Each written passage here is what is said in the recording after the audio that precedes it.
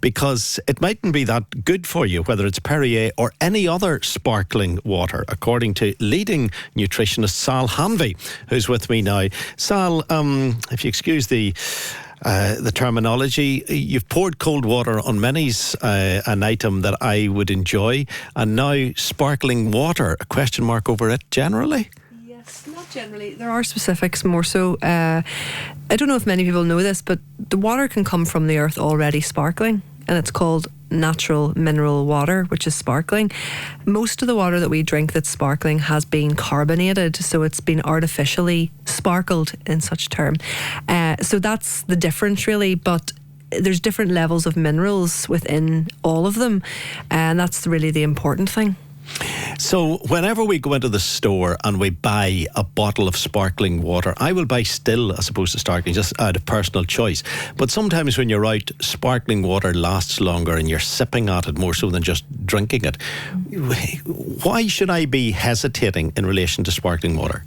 Well, you mentioned that you have still water, and that's important as well, just I can't leave that alone. Really, there's sodium in your water, and I can taste it. So whether it's sparkling or still, if you're actually drinking it, I can tell when there's more sodium. Basically, it's just more saltier, that kind of thing. So things like Evian, they're really low in it.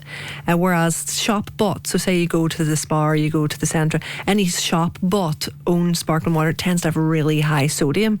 So those ones aren't great. So just look on the back for your sodium levels and also for the pH levels. So it really should say on the pack as well, or on the bottle, 7. And if it's below 7, it's going to be more acidic. So it's going to cause a lot of people to have further acid reflux, heartburn, indigestion, for example, that people wouldn't necessarily attribute to sparkling water.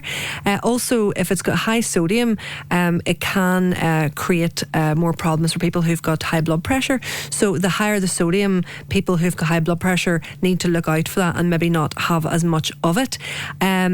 I have a soda stream in the house and I do carbonate my own water, I have to admit, but I do a reverse osmosis on my water, remove all of the nonsense from it, and then I sparkle it. So that's just my way of doing it. But if I'm out buying water, sparkling water, I want to buy one that's natural. But there's no regulation on the word natural. That's the problem. And that means that they'll all constitute as natural, but really the ones you need to look out for are Perrier and Sal Pellegrino. And those ones are actually naturally occurring sparkles, hence their expense. So the big names are possibly the best ones. Yes. You mentioned pH levels. What are they? The pH levels, so that's your level of acidity and alkaline. P. Sorry. So the pH level. Right.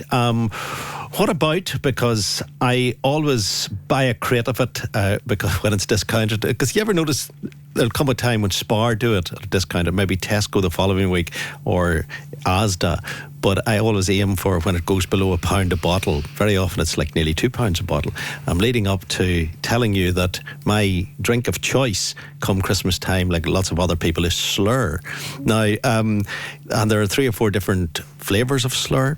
Beautiful drink. I for some reason I never get around to buying it other than at Christmas time, and I'm sure the marketing people realise that you do have a go at Christmas time to buy it, and it's favourably priced. Please don't tell me that it shouldn't be drinking it. Of course you shouldn't.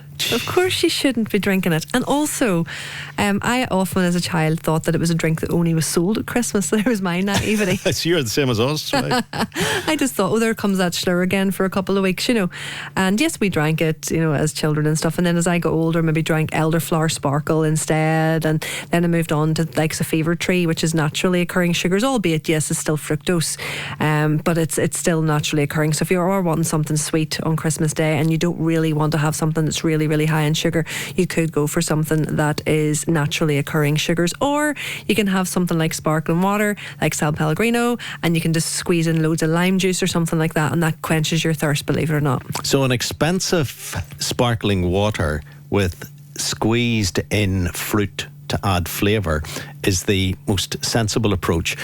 And Is the Shloer and similar products, not just saying Shloer, but the ones that are exactly the same product, is it down to sugar content? Is that why you're balking at the idea of it? Yes, it's so bad for your teeth.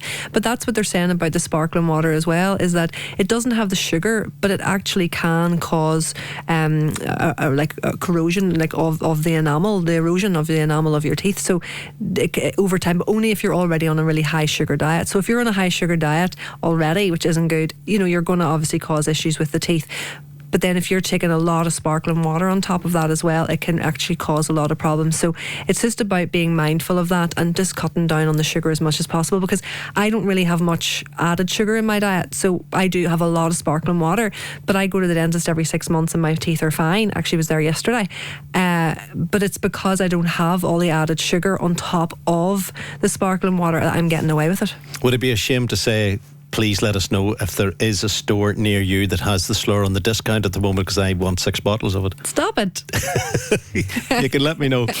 Leading nutritionist Sal Harvey with us here on the U105 phone-in on the countdown to, I'm sure, what will be a very exciting Christmas in Sal's abode.